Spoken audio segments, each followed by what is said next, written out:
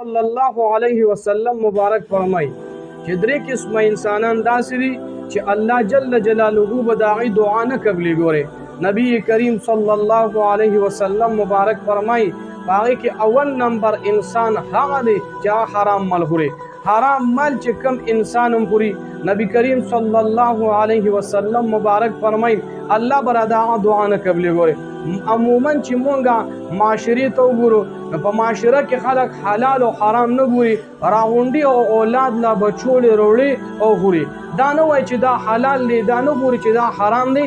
د حرام او د حلال په مال کې د سره ګوري دا تمیز نشته. نو ځکه مونږ او تاسو دعاګانې د الله نه غواړو نو الله جل جلاله زموږ دعاګانې نه قبلوي. دویم نمبر نبی کریم صلی الله علیه وسلم مبارک فرمای چې کم انسان غیبت کې نو هغه غیبت کوونکی انسان نبی علیہ السلام مبارک فرمای الله بر د دعا نه قبلې. او حالان کې مونږ په معاشره باندې نظر ورواچو، معاشره ته وکتل شي معاشره د سره غیبت تاړو ګناه نه وای. نبی کریم صلی الله علیه وسلم مبارک فرمای الغیبت اشد من الزنا، غیبت دا د زنا نم سخت ګناه ده. ګوري الله دا انسان دعا نه قبلې کم انسان چې غیبت کې.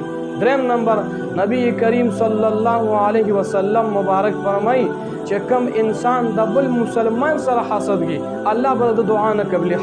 حدیث مبارک کې راځي ایاکم والحسد، تاسو د حسد نه ځان وساتئ فإن الحسد يأكل الحسنات كما تأكل النار الحطب او كما قال النبي صلى الله عليه وسلم. نبی علیہ السلام فرمای تاسو د حسد نه ځان وساتئ ځکه حسد د انسان نیکه داسې خوري لکه اور ته چې واښه ور واچي یا اور ته لرګي ور واچي څنګه زرې وسوځي. نو دارنګې ستاسو د نیک اعمالو چې کوم دي د حسد داسې سوځي. ګورئ پروردګار عالم دې موږ تمام امت مسلمان د دې درې قسمه ګناهونو نه وساتي.